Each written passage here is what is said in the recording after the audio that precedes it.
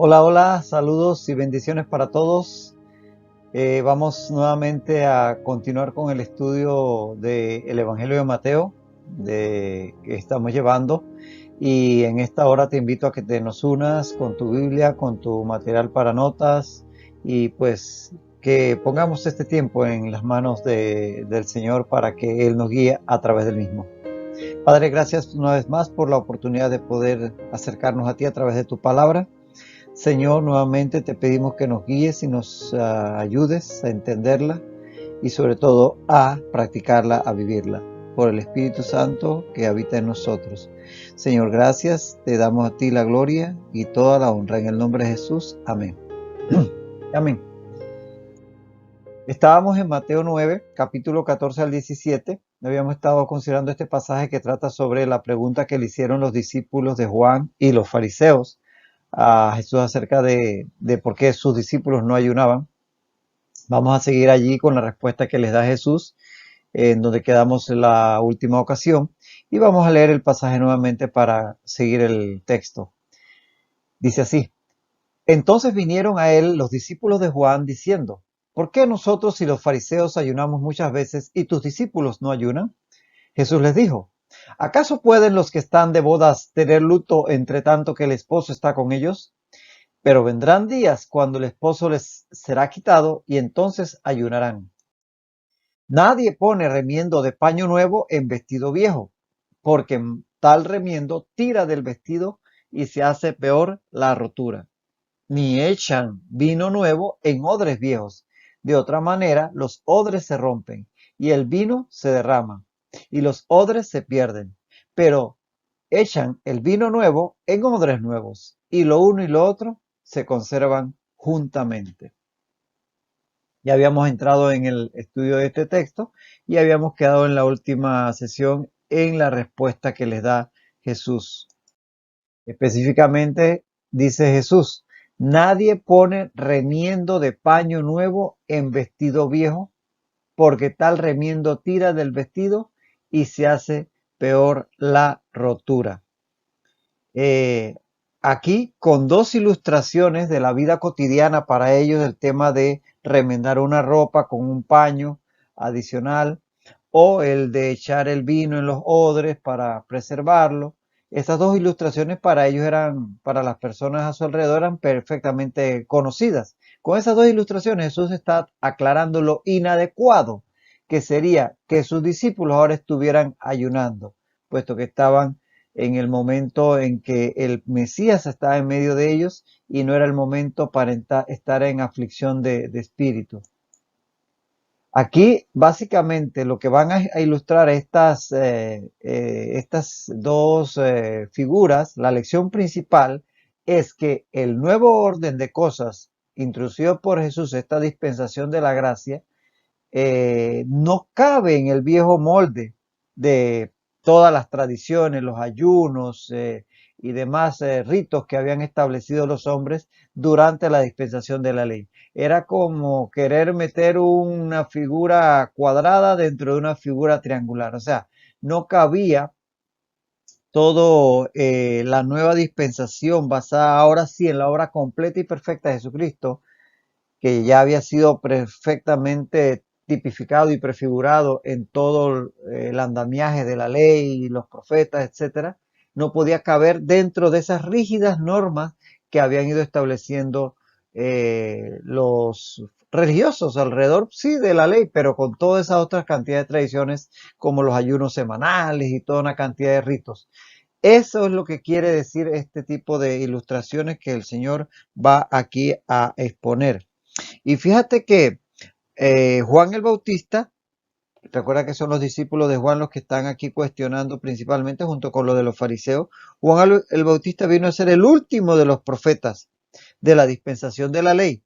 Eso lo encuentras en Mateo 11:13, que dice: porque todos los profetas y la ley profetizaron hasta Juan. O sea que con Juan se cierra el ciclo de la dispensación de la ley.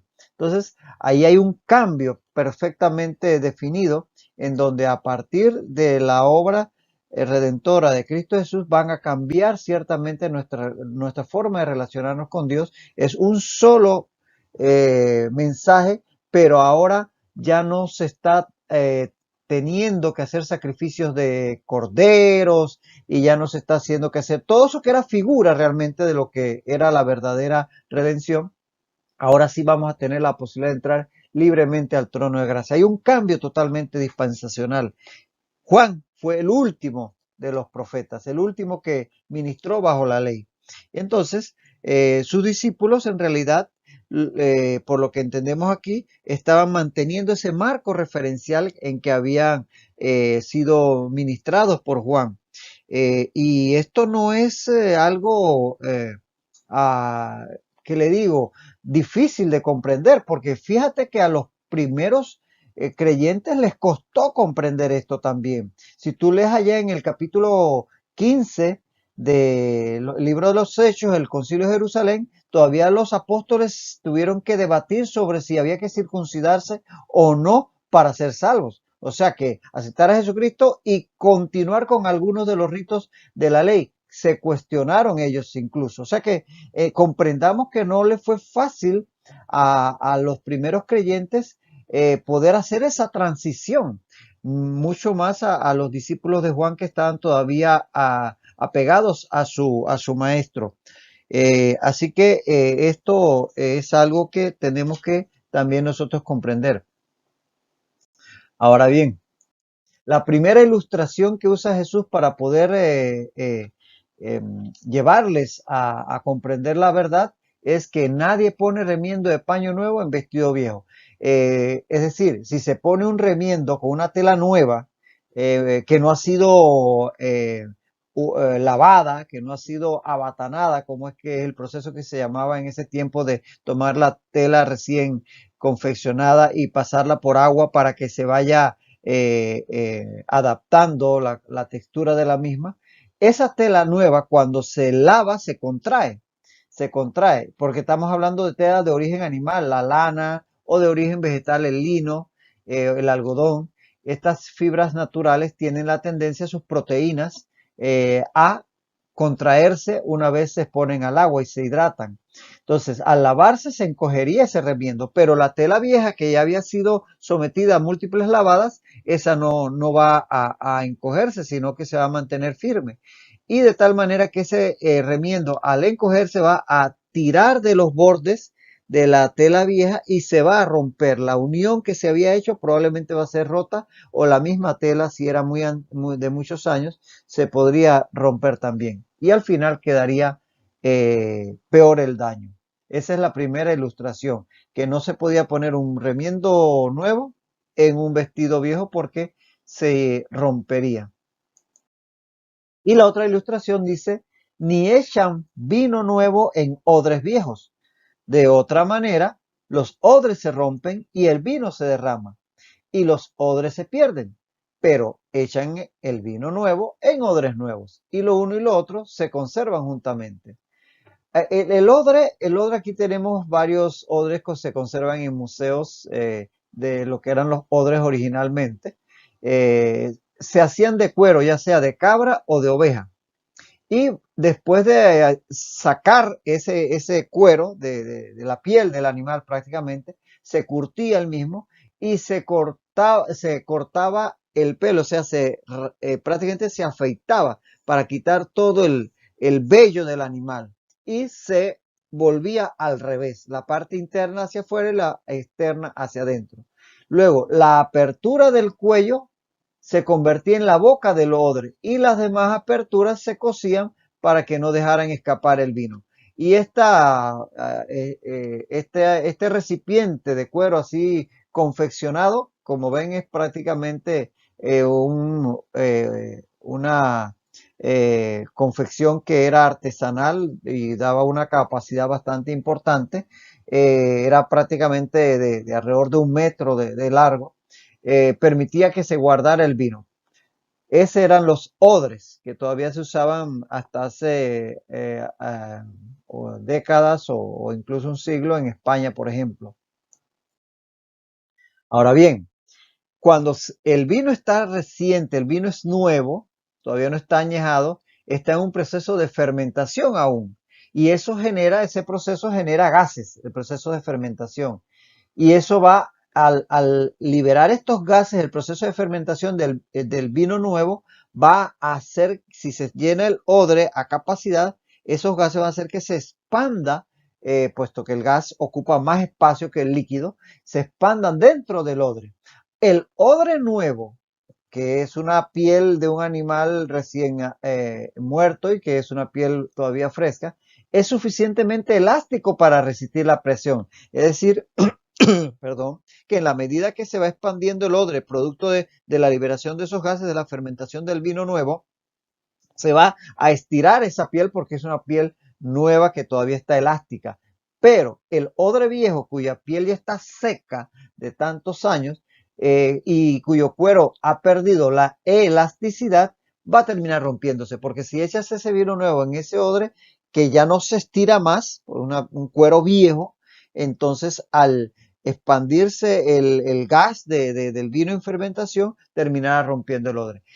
Estas dos ilustraciones perfectamente comprensibles para los oyentes de Jesús ilustra el hecho de que no era posible vivir la nueva dispensación de la gracia que va a estar introduciendo Jesucristo con su obra redentora en la cruz bajo los preceptos y regímenes y tradiciones de la ley.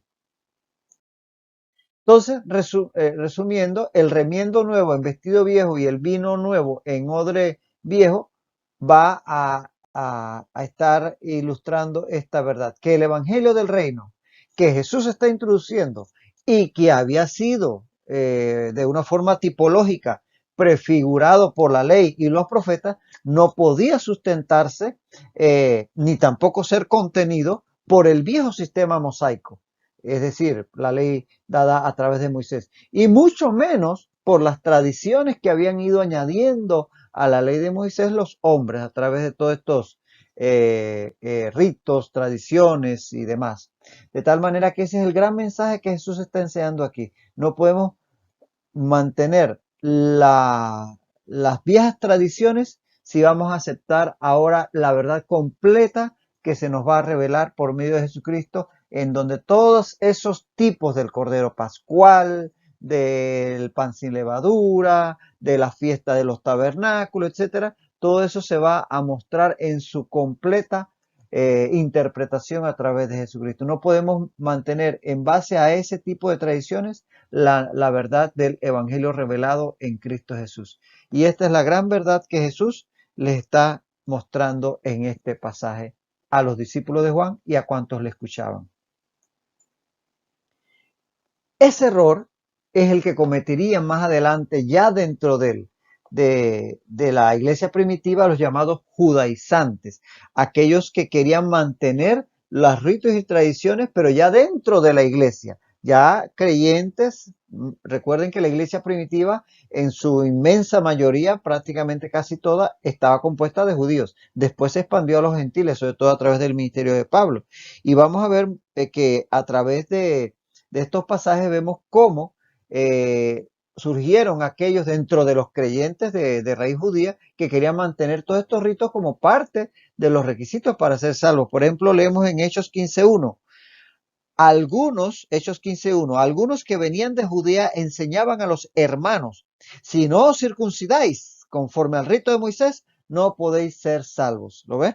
Y ahí está el pasaje muy conocido de Pablo enseñando a los Gálatas, en Gálatas 3, 10 al 13 y luego 23 al 24, lo puedes leer también.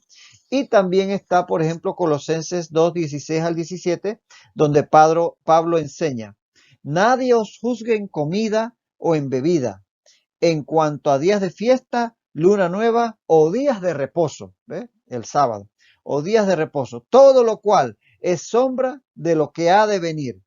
Es decir, que en el Nuevo Testamento vamos a encontrar ya por la revelación del Espíritu Santo, una vez hecho el sacrificio de Jesucristo en la cruz del Calvario, que ahora con la venida del Espíritu Santo, todas esas imágenes que eran figura de la revelación que va a traer Jesucristo, quedan desfasadas. El día de reposo, que si el tema del Cordero Pascual, que todos ese tipo de ritos, la circuncisión misma, porque ahora dice que es en nuestro corazón, realmente la circuncisión es espiritual.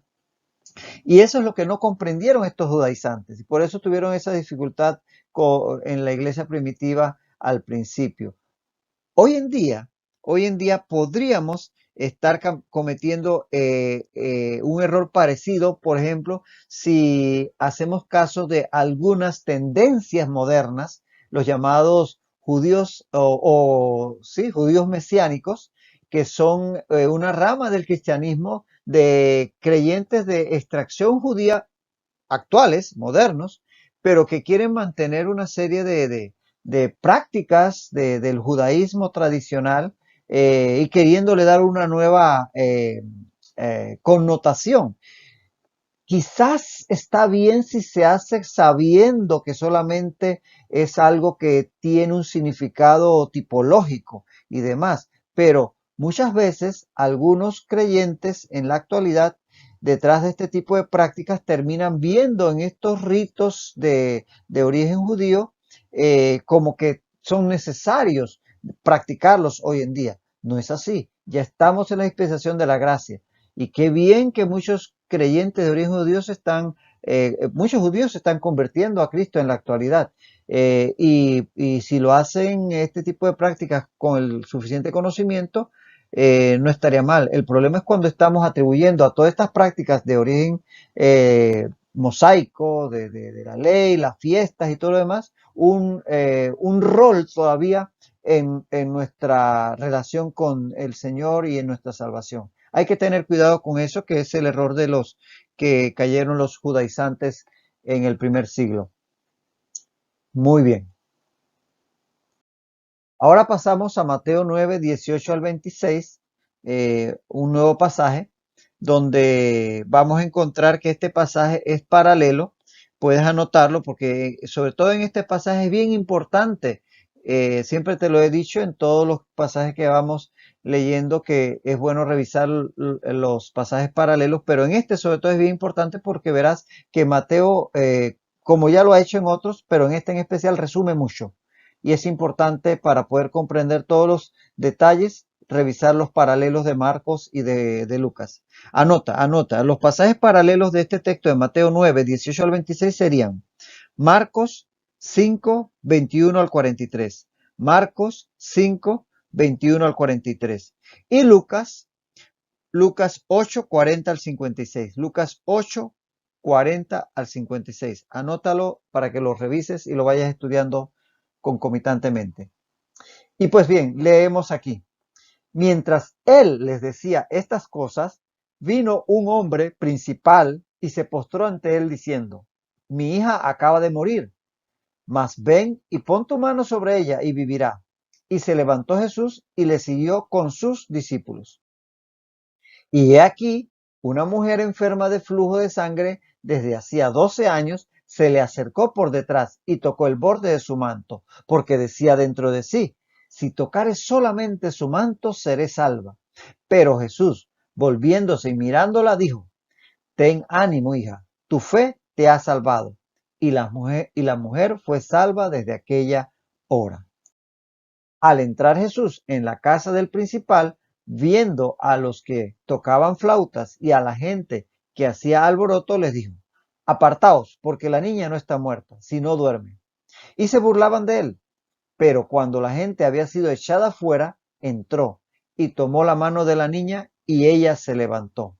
Y se difundió la fama de esto por toda aquella tierra. Aquí tenemos este texto, ya les decía, es bueno que tengas a la mano el de Marcos y de Lucas que dan más detalles, pero vemos que dice que mientras él decía estas cosas, entendiéndose por la continuidad con el texto anterior que estaría Mateo enlazando esto con las palabras sobre el ayuno que le estaba compartiendo a los discípulos de Juan y los fariseos. Dice, mientras él le decía estas cosas, vino un hombre principal y se postró ante él diciendo, mi hija acaba de morir, mas ven y pon tu mano sobre ella y vivirá. Mientras Jesús respondía la pregunta sobre el ayuno, fue interrumpido según narra Mateo. Ahora, aclaremos, y lo verás en los sinópticos, en Marcos y en Lucas, que según estos otros evangelios, Marcos y Lucas, este incidente ocurrió apenas arribaron a Capernaum viniendo de Gadara, cuando cruzaron el mar. Eso lo puedes leer en Marcos 5, 21 al 22, por ejemplo. Recordemos que Mateo usó un arreglo más bien temático que cronológico. Pero bien, podemos entender que Mateo aquí enlaza este hecho con lo conversado sobre el ayuno, probablemente por una razón específica, pero no podemos sobre uno u otro enfoque, el de Marcos y Lucas o el de Mateo, hacer ningún tipo de juicio de que uno es superior, una redacción es superior a la otra. Son correctos, sencillamente que el enfoque de Mateo es uno y el de Lucas y de Marcos es otro, y de eso ya hemos hablado anteriormente. Ahora, ¿de quién se trataba? Aquí solamente Mateo, que como decíamos resume mucho más. Se trataba, según Mateo, de un hombre principal, pero sabemos tanto por Marcos, en Marcos 5:22 y en Lucas 8:41, que se trataba de Jairo. Ese es el nombre, ellos lo dicen. El principal de la sinagoga, obviamente, de Capernaum, puesto que esto está ocurriendo en Capernaum. Aquí, de hecho, tienes las ruinas de una sinagoga en Capernaum. No pensamos que esta es la sinagoga que había en los tiempos de Jesús. De hecho, se piensa que hay debajo de esta estructura otra más antigua que quizás sí sería del primer siglo.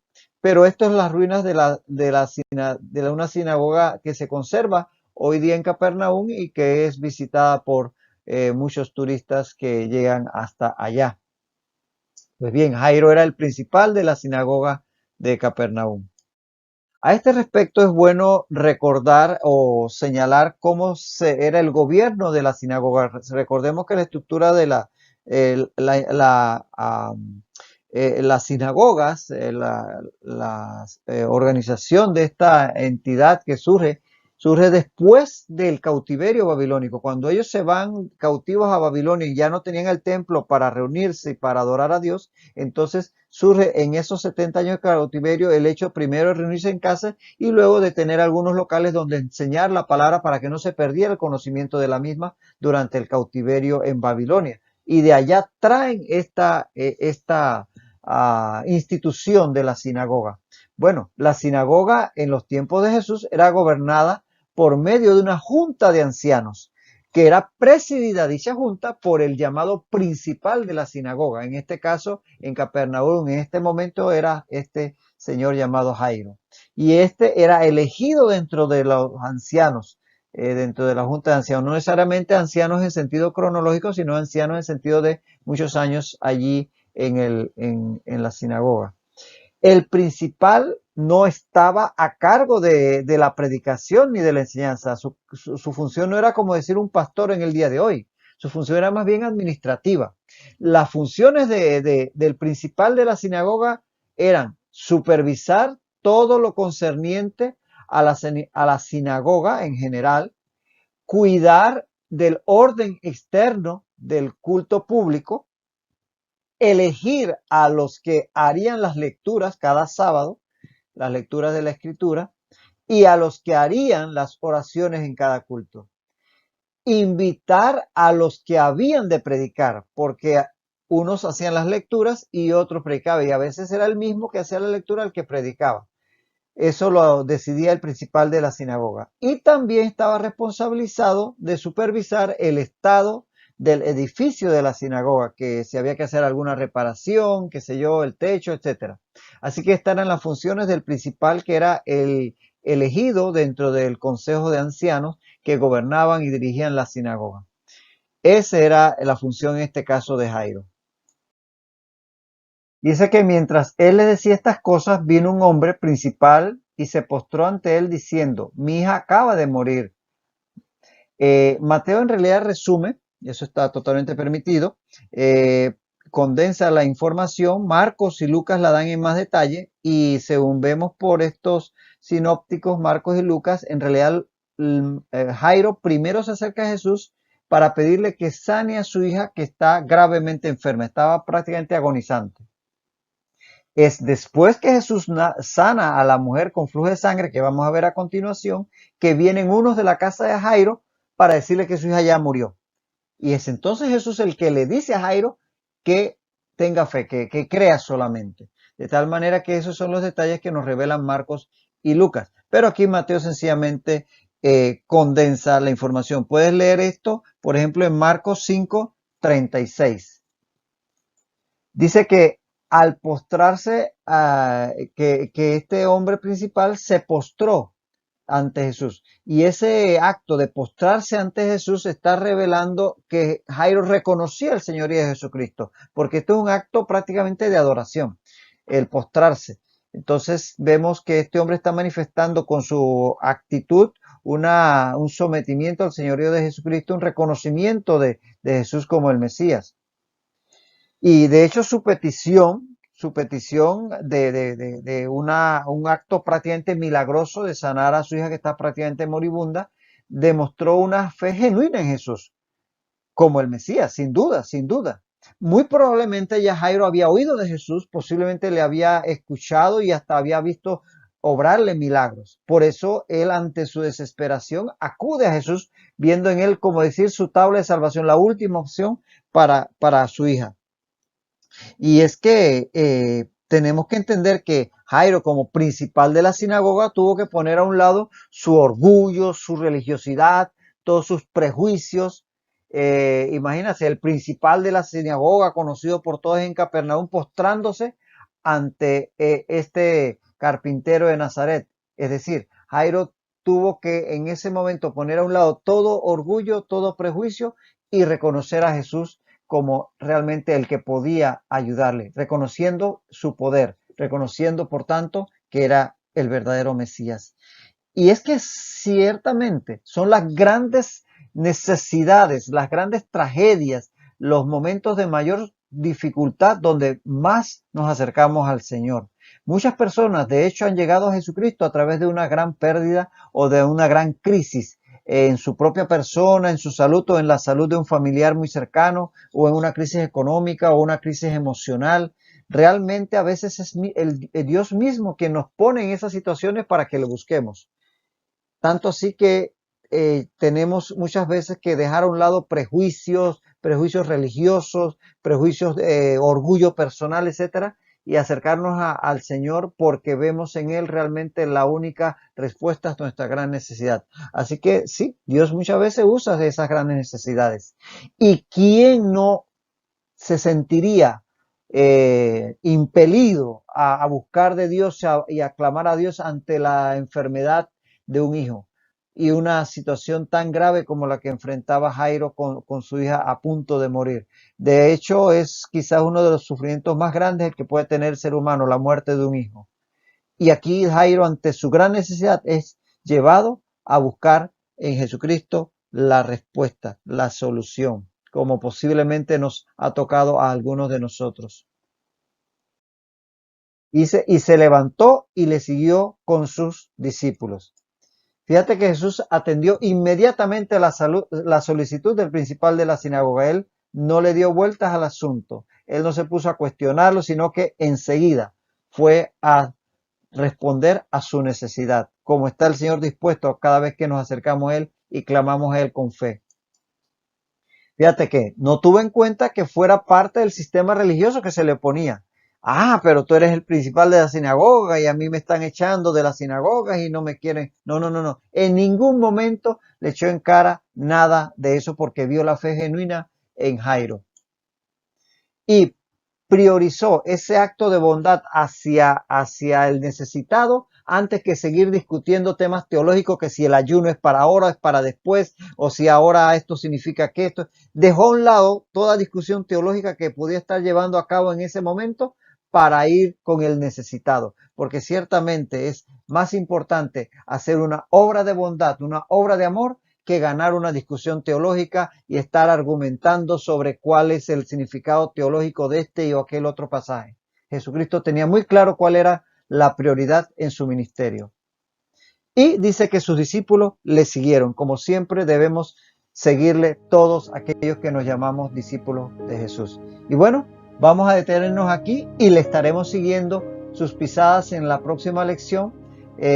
No pierdas el pasaje, mantente allí y hasta entonces que el Señor te bendiga rica y abundantemente.